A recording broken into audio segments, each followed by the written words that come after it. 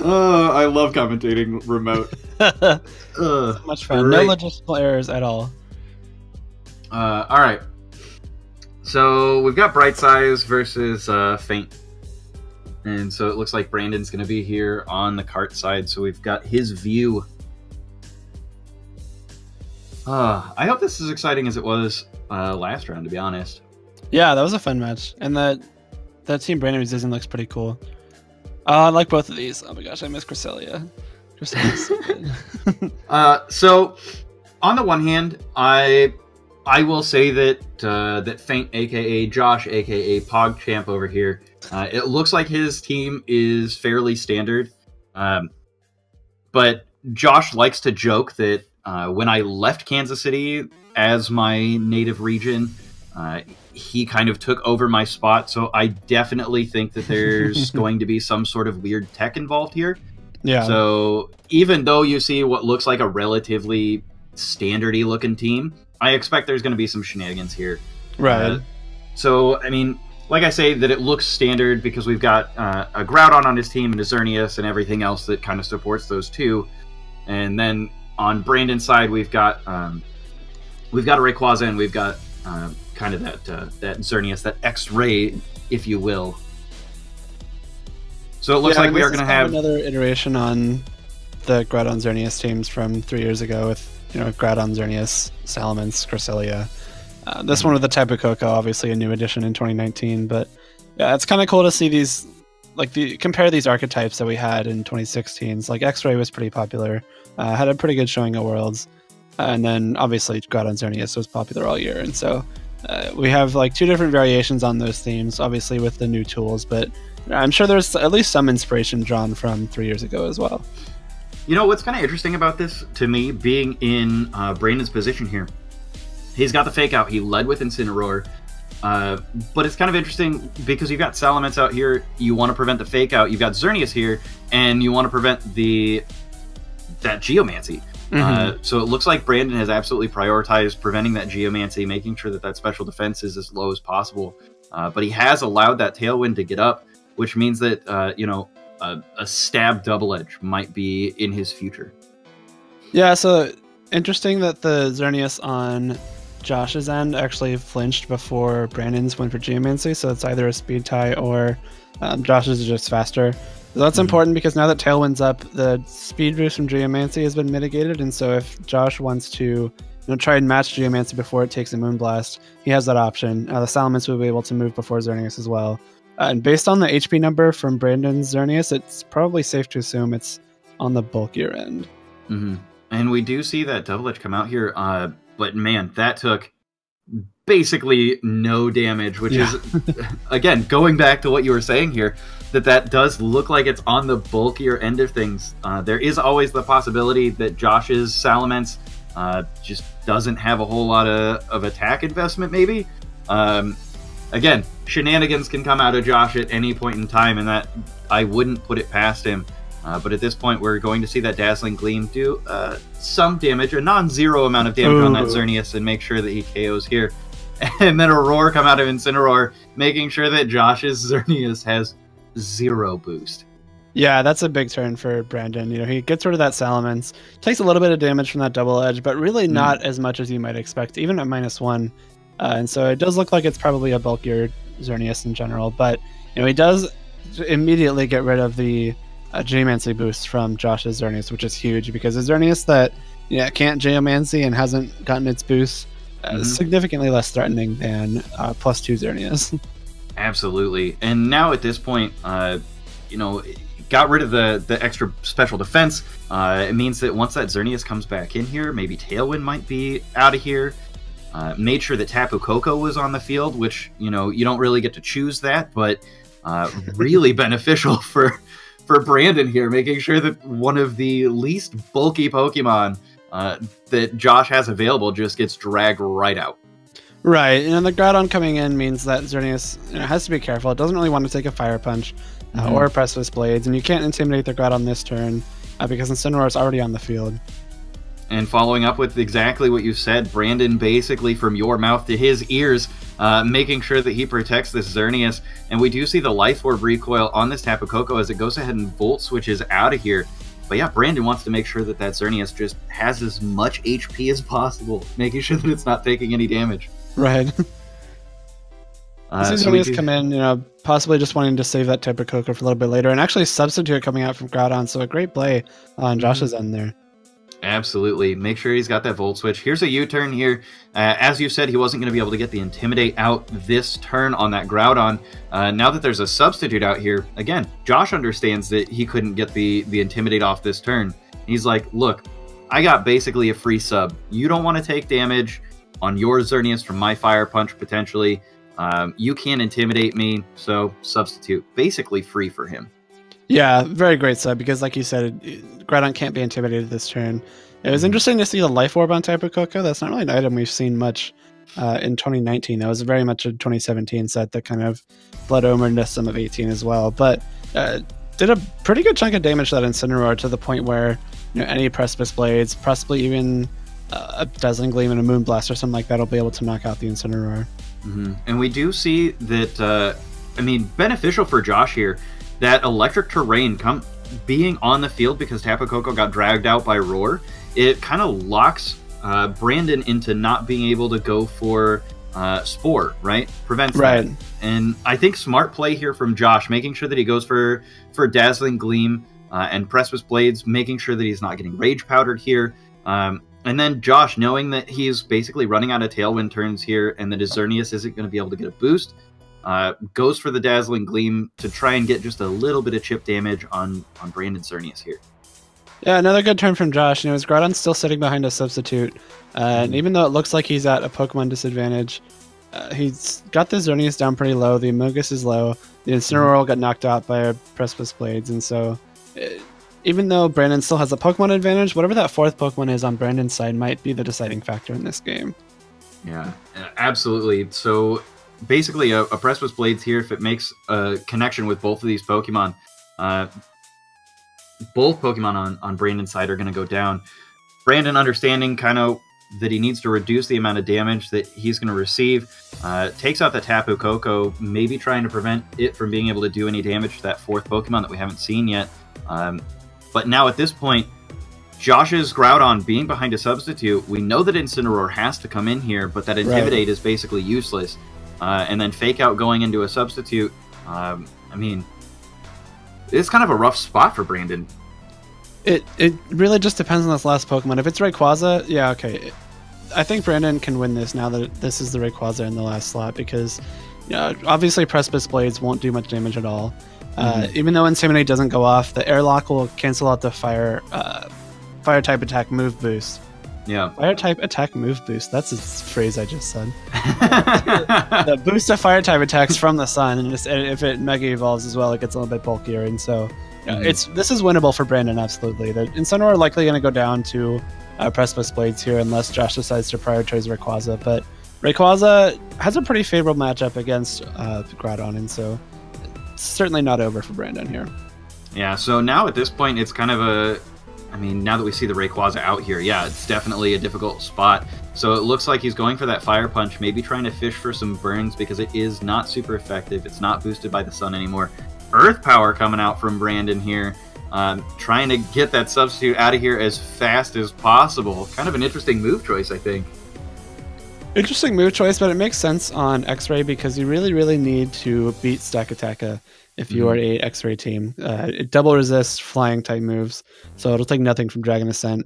It resists Fairy, and usually it's trained very much to be especially bulky, and so Earth Power is a really smart move on Xerneas Rayquaza because you do give yourself, you know, a check to Stakataka, you give yourself a check to Groudon, which is great, and so it's a move that makes a lot of sense, and it looks like it's going to be winning Brandon the game here. Yeah, and it looks like because we've got the Earth Power there, even if he got a burn, it wouldn't have helped.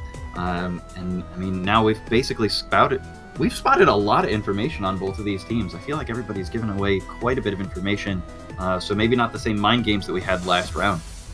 Yeah, kind of. You know, the Xerneas, it has one set, so there's not really much information being shared there. The knowing that the Groudon is, you know, sub with Precipice Blades and Fire Punch is great for Brandon because he knows that his Rayquaza is very safe in front of that Groudon. Yeah. Other than that, we saw Clear Smog come out from Amoonguss, probably indicating it doesn't have Grass Knot because he would have wanted to Grass Knot that Groudon to break the sub on that turn he Clear Smogged instead. And so, that's something that Josh can take into account for this next game. But in general, I think knowing that the Rayquaza has Earth Power and not seeing Life Orb, it might give away that it's maybe like an Assault Vest set. We saw it slower than that Groudon, which is pretty noteworthy because Groudon is considerably slower than Rayquaza naturally, and so that might tell us something about how both of those Pokemon are trained. Absolutely. All right, coming into game 2 here, we've seen quite a bit of information as we are discussing from both of these players, so it'll be interesting to see how both players kind of adjust. Let's get into it. Yeah. So we do. It looks like we are going to see the same Salamence leading out for Josh here.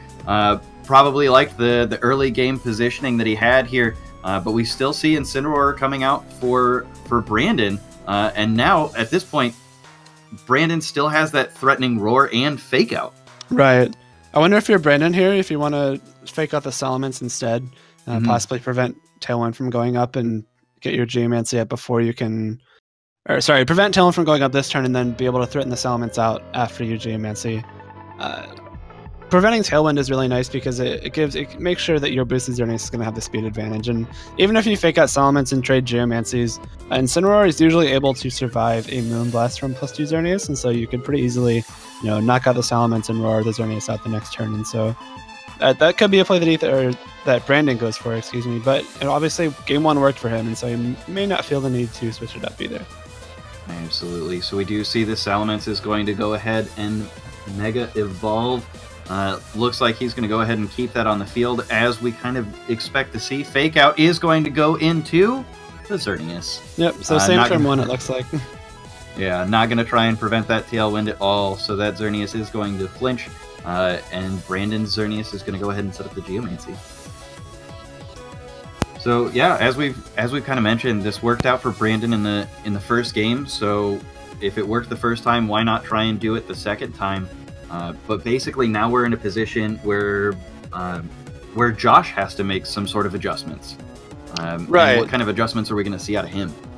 Yeah, I mean, there's something to be said about making adjustments even if you win a game, because you may have noticed, certain ways you could have done better, certain Pokemon that you didn't bring that might have been useful against what your opponent brought. But I mean, obviously, if it ain't broke, don't fix it too. Like we have this Xerneas that is boosted on both sides. Sorry, just on Brandon's side now, which is going to be threatening a lot of damage on either of them. And if he does try to call this Geomancy again, he could very easily just roar it out once again. And so it's kind of an interesting spot for Josh here, because he's saying like, "Oh, I know you did this game 1, but you won't do it again in game 2." And he's kind of trying to call Ethan's bluff, or Brandon's bluff here. I keep calling him Ethan. Yeah, definitely. So there is a little bit of mind games in these best of 3s where.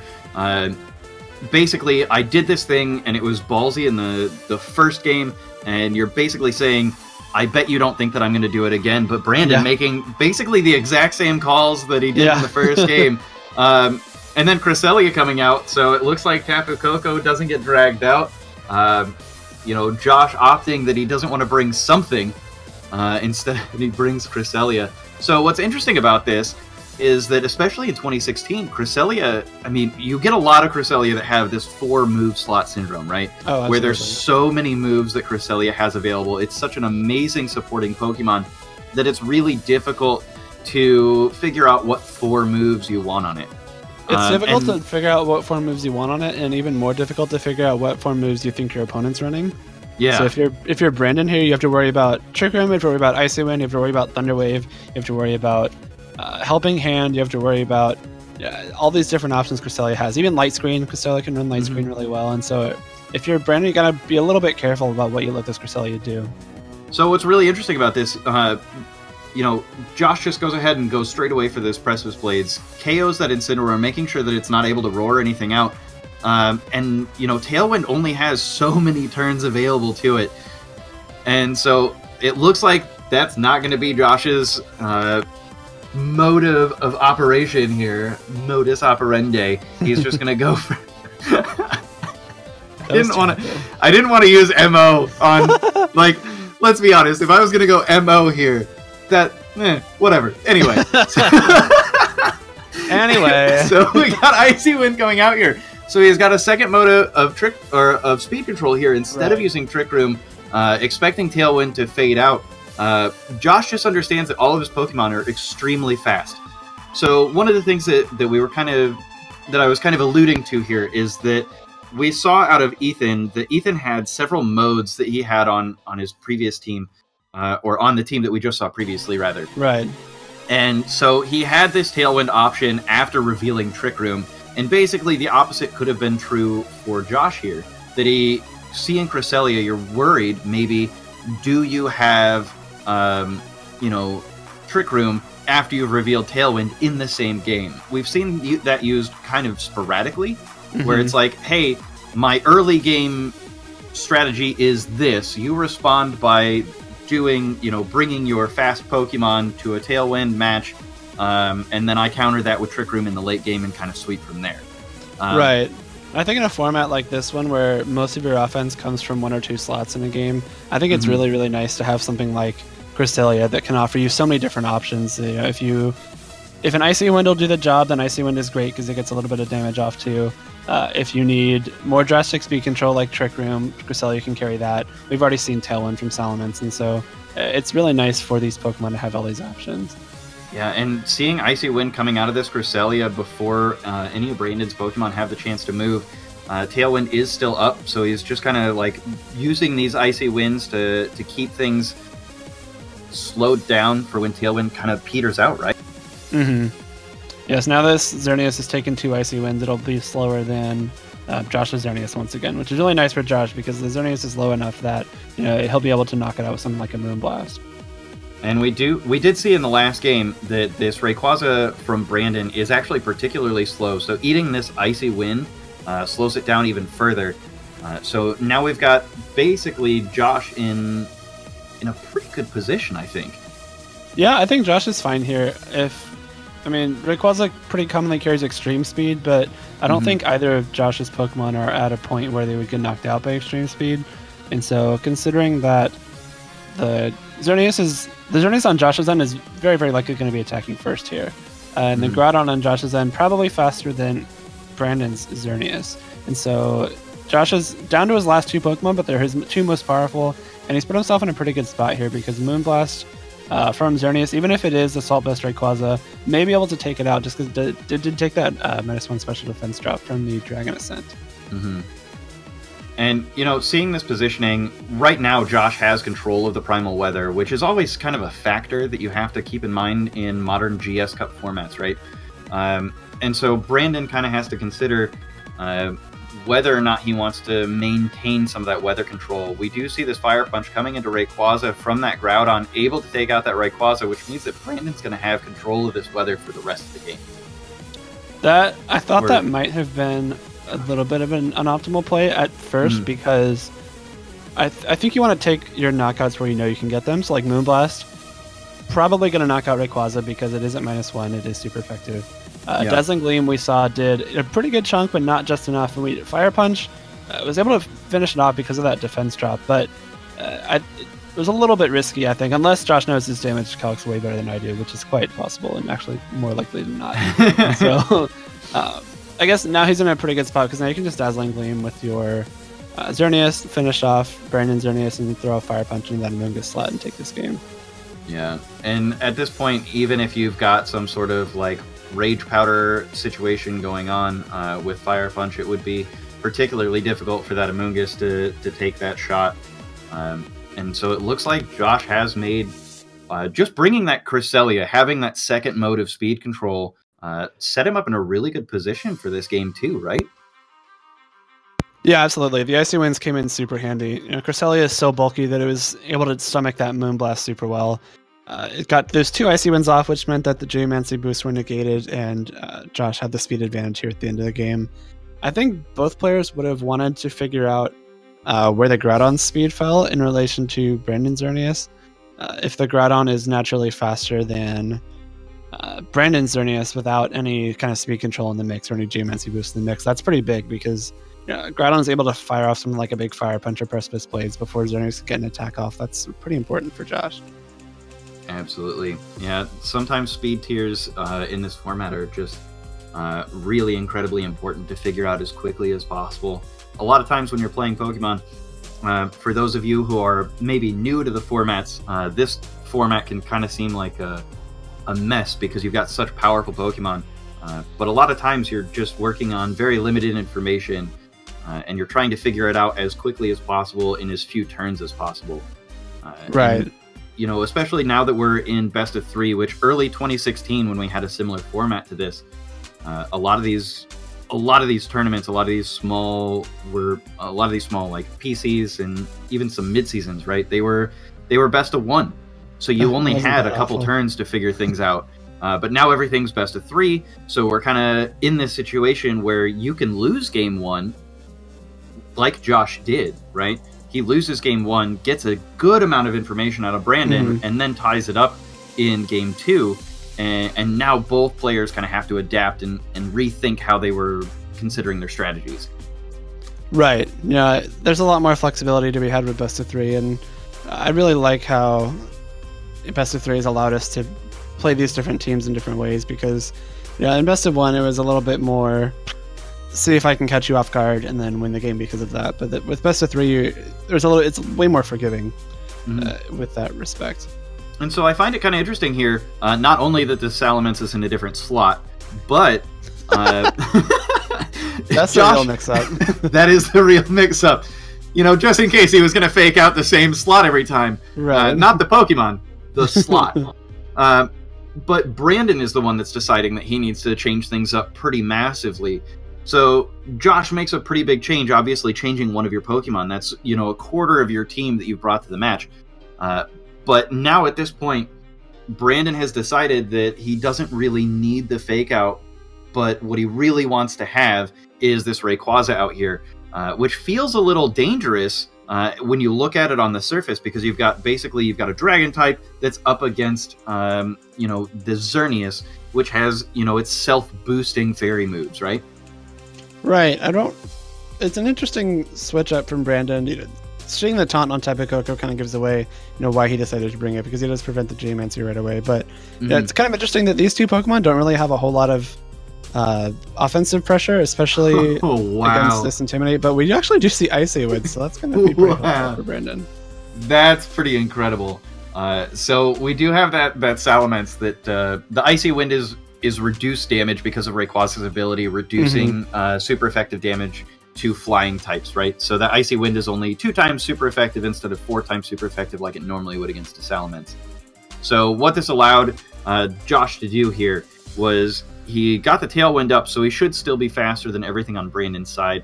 But now Rayquaza revealing that it has Icy Wind and that he's going to be able to slow down everything as long as it's, you know, allowed to stay on the field, which I just think is incredible. Interesting play there, because you slow down everything, but the Tailwind still goes up, and so you're still at a bit of a speed disadvantage. And now you're going to be taking a lot of damage from the combination of these couple of attacks here. And Nature's Madness coming out of the Tapu Koko, which is able to survive thanks to you know, the area late on Salamence, turning that into a flying type attack, which Tapu Koko gets to resist. But you know, everything's staying around pretty well on Brandon's side, kind of revealing how much bulk he really has. But now that Rayquaza going for that second Icy Wind, dropping everything's speed, just that extra step. Yeah, so now that these 2 Icy Winds have been thrown off, the Xerneas and Salamence will be slower than Tapu Koko once again, which is really nice for Brandon, because you know, if he has something like Volt Switch, he's able to pivot out into something with a more favorable matchup, or if he has something like Dazzling Gleam, he'll be able to pick both off, but he has to just go for the Thunderbolt. And it looks like he's going to target down that Salamence, make sure that Salamence isn't going to do more Hyper Voice damage. But unfortunately, that doesn't get rid of... That Extreme Speed didn't do quite enough damage to clear out that Xerneas. It was taunted, so it wasn't able to boost anything up. And that Rayquaza, amazingly, still around. Yeah, if it wasn't obvious that this is Assault Vest Rayquaza by the fact that it used Icy Wind, it's pretty obvious now. We've seen all 4 of its attacks.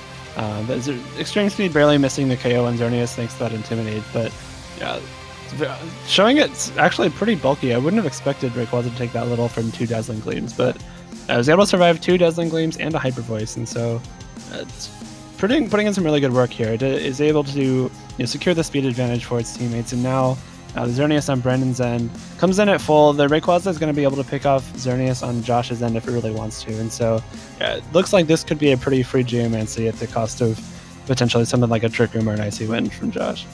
Yeah, and so as we mentioned at the beginning of this series, Josh is kind of known for having some tricks up his sleeve, so we'll have to see. We have to keep an eye out on this Cresselia to make sure that it's not doing anything incredibly crazy.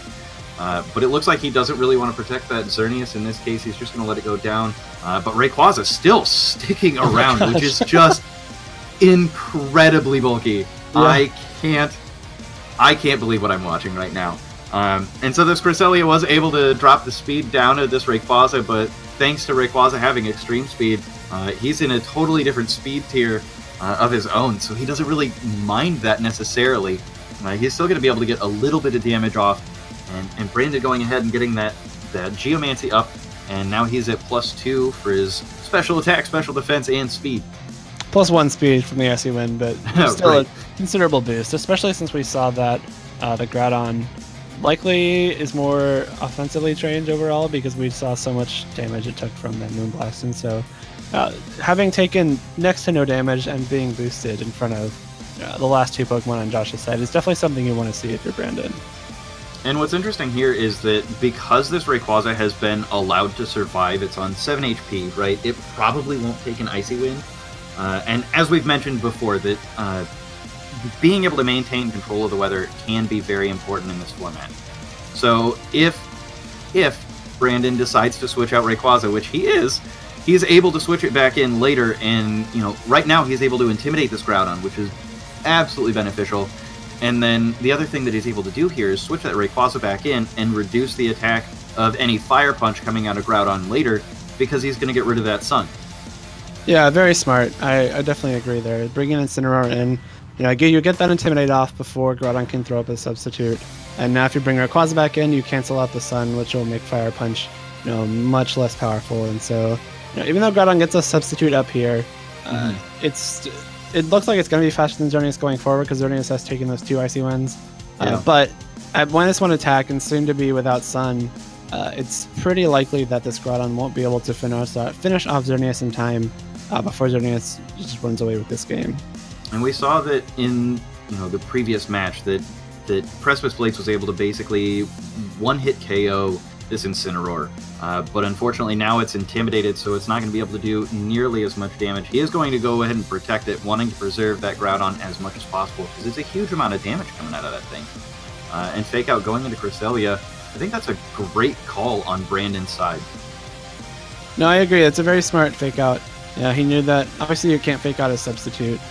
He knew that the Groudon likely wouldn't want to let itself get double targeted that turn with something like a Moonblast and a Flare Blitz, and he prevents any kind of, another Icy Wind, possibly a Thunder Wave, a Trick Room, anything from that Cresselia. And so, he calls that Protect correctly. He's able to get some more damage off on Cress, and now this Groudon is, as soon as a substitute gets knocked out, then the Groudon's going to be knocked out by the next attack. And so, a very smart play from Brandon there. So this is actually a really difficult spot for Josh at the moment. Again, he does have Groudon on the field, so you can't quite count things out. Critical hits can happen. Helping Hand coming out from Cresselia. Josh is really going for the gusto here. It looks like we've got the Precipice Blades. It should basically negate any Intimidate. Doesn't quite get the KO on this Xerneas, but man, that did a decent chunk of damage to the entire field. Yeah, smart Helping Hand, because he knew that it was going to be able to knock out the Incineroar, through the Intimidate. At -1 attack, Groudon just barely misses out on that KO. But Xerneas is able to break the substitute. Cresselia stomachs the Dazzling Gleam, but it might be in range of a Moonblast here. And since we already know that Rayquaza has extreme speed, if Rayquaza is able to pick off the Groudon with extreme speed, and Xerneas can finish off this Cresselia with a Moonblast, it's going to be game over. Absolutely. There is still the potential here. Cresselia probably won't be using Protect. It's not very common to see Protect on Cresselia, but that Groudon, we've seen Protect here, so there are still options. But now we're at a little bit of a mind game thing, where obviously Brandon has a pretty aggressive advantage here. But Josh still trying to protect that Groudon, trying to bait some targeting into that Groudon slot. Moonblast does come out, goes straight into that Cresselia slot as we expected, and unfortunately for Josh, Cresselia is not able to hang on this time. No, it is knocked out, which is going to be the game for Brandon. But if Cresselia was able to take that Moonblast, it would have been able to fire off an Icy Wind, knock out the Rayquaza, and put Xerneas at -1 speed. And then at that point, you might be able to knock out Xerneas with another Helping Hand Precipice Blades. And so that was a crucial turn there. Brandon won this game because he was able to finish off that Cresselia with Moonblast. Absolutely. What a great series yet again. So both rounds that we've watched so far, just phenomenal. A lot of switching up. Just being able to see into the heads of these players has been fantastic for the last 2 rounds so far. Yeah, I agree. We've had 2 great sets. Very fun to watch both of them, and we have 2 more rounds of Swiss before we get to Top Cut. And so hopefully we get 2 more fun Swiss games and then some great Top Cut matches.